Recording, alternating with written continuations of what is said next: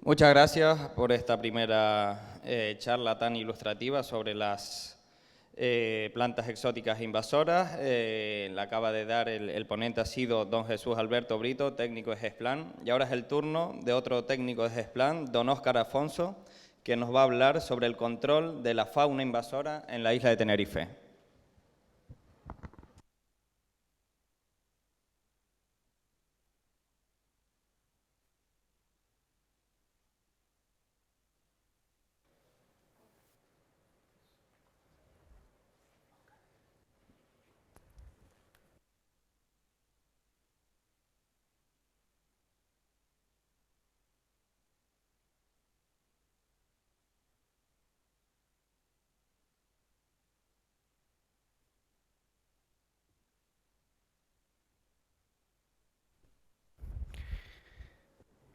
Bueno, buenos días. Soy Óscar Afonso, como me acaban de presentar, técnico de GESPLAN y trabajo principalmente para la consejería, bueno, básicamente para la consejería, en el servicio de biodiversidad, en el control, bueno, la gestión y control de fauna exótica. Bueno, nosotros cuando pensamos en el control de la fauna exótica o el control de las invasoras, muchas de las personas, pues nosotros todos, pensamos en este tipo de invasoras, en estas especies que son las más odiadas, otras más queridas y otras que tienen un cierto público. Pero son muchísimas las invasoras que hay en Canarias. Actualmente tenemos catalogadas 1.294, lo dejo en punto suspensivo porque ese número va subiendo poco a poco. Y dentro de estas especies, todas ellas introducidas y de fauna, vamos a dejar la de flora para otro día, están clasificadas en 4 categorías. Las establecidas, que son más de un 92%, en casuales, que son aquellas especies que llegan al medio, pero con trabajo o de forma puntual se pueden sacar del medio y no las damos por establecidas en el medio. Las confinadas, que son aquellas que están dentro de parques zoológicos, colecciones privadas, especies que ya han sido catalogadas pero tienen sus dueños y se mantienen en cautiverio. Y las preventivas, que son aquellas que muchas de ellas están catalogadas en la normativa como invasoras, o aquellas y que no están en el medio, o aquellas que han llegado al medio y por medio de acciones o trabajos han podido ser eliminadas del medio y han estado de forma casuales. Lo importante de esto es que las establecidas son siempre las que están en el medio y las otras 3, en cualquier caso, siempre podrían llegar a establecerse y nuestro trabajo es evitarlo. Bueno, de estas especies que están establecidas, a nosotros las que nos preocupa siempre son las que tenemos en la categoría de invasoras, las que sabemos que hacen un daño evidente en el medio. Bueno, de esas que están establecidas, 100 tienen esta clasificación, que son las que mayormente pues, nos preocupan mucho y son las que se invierte normalmente mucho tiempo y dinero. Pero tampoco podemos... Uy, ¿qué? Quitarle nunca el ojo al resto, porque aunque tenemos 100, que para mí me parecen demasiadas, las siguientes especies que tenemos clasificadas como casuales confinadas o preventivas pueden llegar a sumar 50 especies más en el medio, que son potenciales que podemos llegar a encontrar y que tenemos que también las tenemos bajo vigilancia. Estos son los porcentajes dentro de los grupos que son invasoras. Bueno, voy a explicar un poquito, a ver si soy breve, porque el funcionamiento interadministrativo para poder gestionar y controlar una especie exótica o una especie invasora que puede llegar a ser o es invasora es más o menos complicado, pero las relaciones que hay interadministrativas en Tenerife, igual que en el resto de las islas, pero yo creo que en Tenerife es bastante ejemplar. La prevención, aunque cae siempre, tiene mayor peso en el Gobierno de Canarias. El Cabildo de Tenerife también hace actividades de prevención. Digo que la carga fundamental es del Gobierno de Canarias porque la primera medida preventiva es la catalogación de todas aquellas especies exóticas que merecen la pena introducirlas en algún catálogo o listado, para evitar la entrada y poder gestionarlo. ¿Qué pasa cuando no podemos evitar esa entrada o llega una especie o una población de una especie ya conocida al medio? Bueno, desde el Gobierno de Canarias se hace una evaluación de esas especies y se evalúa si realmente las medidas son priorizantes o no, como hablaba Jesús. Eso es una cosa muy importante porque los medios no son infinitos ni el dinero tampoco. Y hay que ir donde se puede actuar, se es más efectivo. Para eso contamos con los técnicos del Servicio de Biodiversidad para evaluarlo y con personal de Redexo, que es la red de alerta temprana, que son los principales o los primeros trabajadores que llegan a campo y se puede llegar en el mismo día si hiciera falta. Se pueden activar muy rápido. Bueno, pues junto con técnicos del Servicio de Biodiversidad y el personal de Redexo, a la vez que se hacen evaluaciones, normalmente ya hay unas primeras actuaciones, que pueden ser ya actuaciones de control o no. Simplemente pues vamos a evaluar cómo está esa población, si está establecida, no está establecida, qué dimensiones, en qué medios se está alojando. Pero cuando la cosa se pone muy dura o el control de forma temprana no es posible, ya hay que tirar de personal formado y se tira ya de personal de cabildo. Normalmente estas cosas siempre ya están muy coordinadas y cuando nosotros no estamos ante un problema que ya vamos evidenciando que va a ser complicado, el personal técnico del cabildo está en contacto continuo con el personal de Gobierno de Canarias y se van coordinando las tareas para que en el momento de que empecemos a hacer las primeras actividades de control y erradicación, según va haciendo falta, se van incorporando personal del cabildo, aumenta el personal y la actividad en el medio y tratar de evitar que esa especie o esa población en concreto se llegue a establecer y dejarla en esa categoría que se vio antes como casual. Les voy a presentar 4 casos en que se ha actuado de esta manera. Ha habido una transición de trabajo desde Gobierno Canarias, Cabildo, pero nunca se queda desconectado una administración de la otra. Siempre hay un trabajo coordinado y con una comunicación constante. El primer caso es de la cotorra de Kramer, Pistacula crameri, que es originaria del subsahariana y de la India. Es una especie invasora muy conocida.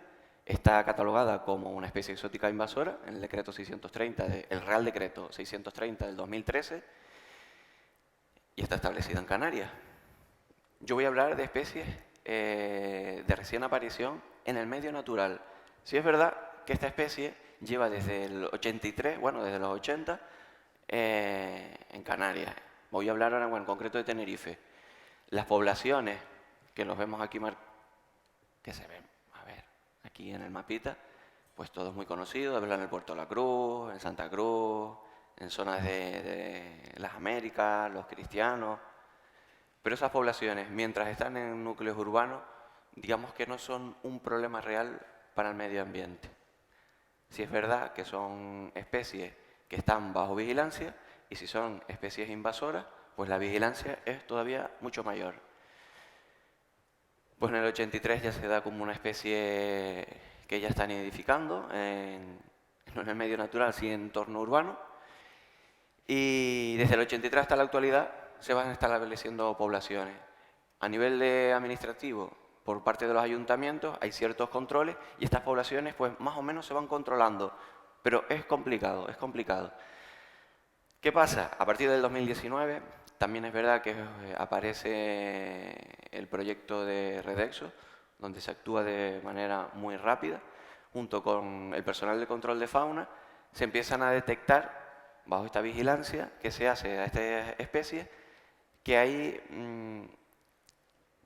cotorras que empiezan a llegar al medio y alterarlo. Entonces en el 2019 se hace la primera actuación y solo se cogen 3 ejemplares que estaban empezando a causar afecciones.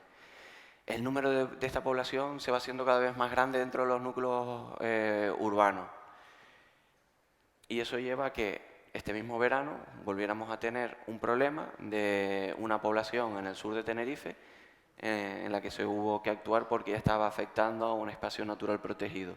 Se utilizan unas trampas de este tipo, con un reclamo en el centro.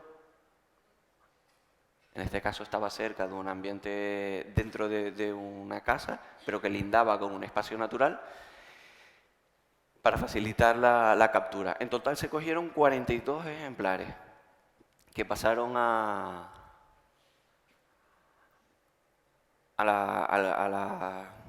cabildo, a la tablilla. Ahí. El segundo caso, que también está relacionado con el primero, porque convivían muy cerca ambas, es la cotorra argentina, o cotorra gris, la cotorra monje, la Miopsia monacus, originaria del sur de América del Sur. Es una especie que también está catalogada como invasora en el Real Decreto 630 del 2013.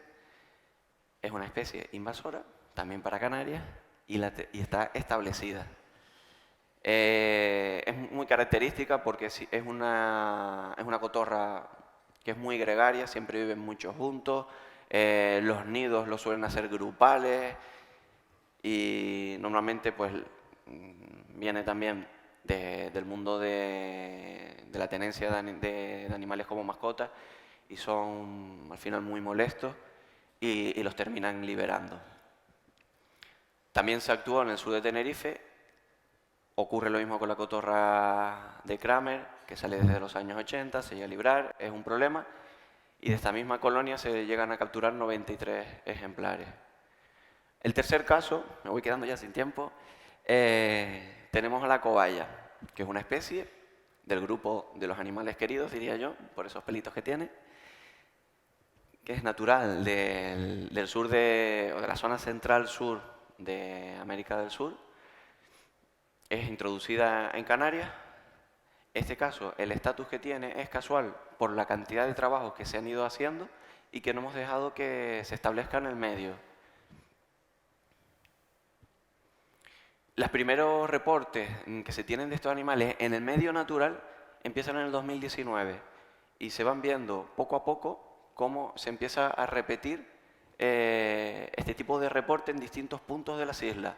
En el 2021 ya se llegan a capturar 2 ejemplares y en los años siguientes las capturas aumentan de forma considerable. En el primer caso, en el 2022, se fueron a distintos núcleos que llegaron a sumar un total de 17 ejemplares y en el 2023 es un solo núcleo poblacional donde incluso era una zona periurbana, pero los vecinos se alarmaron mucho porque el comportamiento se parecía mucho ya al de la rata. Y en el último caso, a ver si me da tiempo, el Anolis porcatus. Un animal que está dentro de la lista de exóticos invasores para la región ultraperiférica de las Islas Canarias, del Real Decreto 216 del 2019, muy reciente. Se da por establecido en Tenerife y es una especie originaria de Cuba. ¿Qué pasa con el Anolis? El Anolis es una especie que parecía que nosotros ni siquiera sabíamos que existía. Hay referencias bibliográficas desde el 2002 de algún animal que aparece, en algunas publicaciones lo ponen como puntual, sería algo como muy casual.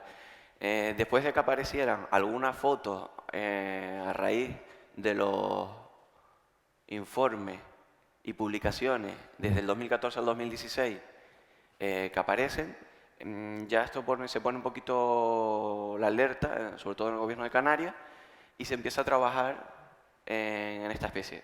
Entra en el listado y junto a la hora de que se estaba trabajando sale una publicación en el 2020 de Chelsea O'Connor donde habla de una población, ya se habla por primera vez de una población en el sur de Tenerife.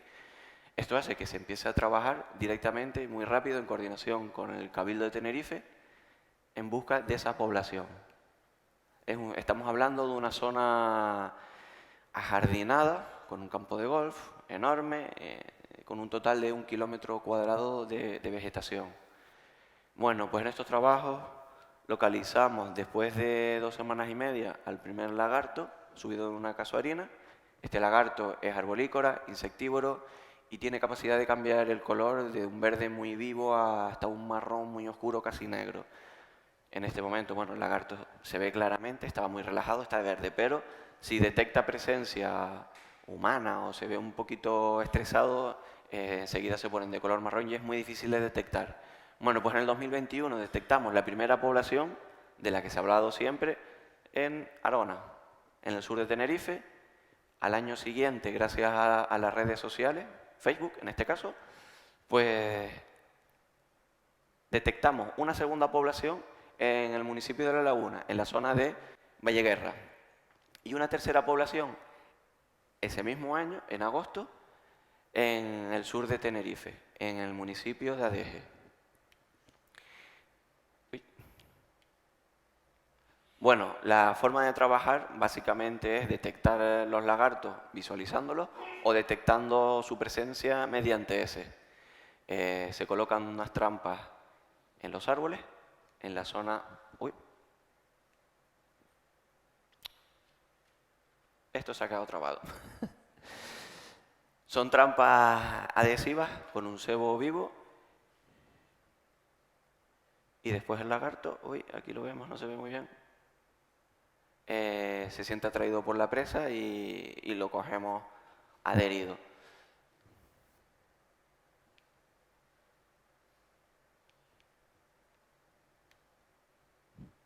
Bueno, el número de lagartos que se cogió el primer año, que fue en el 2021, fue de 1.582 individuos. Esa cantidad fue subiendo de forma exponencial y fue el ejemplo claro de coordinación interadministrativo, ya que las primeras 4 semanas fue el tiempo que tardamos en localizar la población y coger los primeros individuos, que fueron de 125. En una segunda fase, ese mismo primer año, ya con el núcleo establecido, el núcleo cerrado de donde estaba la población, se volvieron a coger en las 4 semanas siguientes otros 800 lagartos y en ese momento se incorporó el grupo de control de fauna del Cabildo y pudimos llegar ese año, en 4 meses, a los 1.582. En el año siguiente la planificación fue un poquito mejor, se contó con personal de Redexo y control de fauna y se llegaron a los 1.790. Los otros 2 núcleos que aparecieron se empezaron a trampear y por personal en La Laguna, personal de Redexo, y en Adeje, personal de control de fauna Cabildo, se cogieron 4 y 83.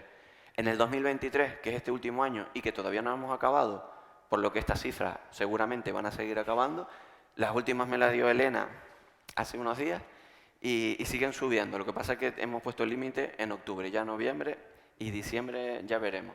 Pero hasta el día de hoy pues se han cogido en Arona 2.629 especies, que es casi tantas especies como se cogen de serpientes en Gran Canaria, que es una cantidad para mí abrumadora.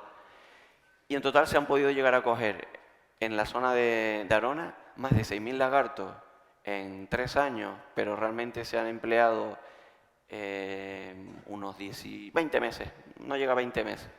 Y en total se han llegado a coger 6.275 individuos. Y para terminar ya, que ya me voy de tiempo, fuera, bueno, simplemente que cuando nosotros hemos llegado, el ratio de sexo de la población ha sido muy, muy sana. Siempre ha habido, la mitad de los individuos son juveniles, los machos y las hembras es el resto de la otra mitad de la población, siendo siempre las hembras un número un poco mayor al de los machos. Y aquí ven un poco de, bueno, cómo nos los encontramos. En la foto de arriba a la derecha se diferencian claramente los machos, que son mucho mayores que las hembras, que es lo que está justo al lado. Y en la foto de la izquierda superior es la diferencia entre una hembra y un juvenil. Y nada más, muchas gracias.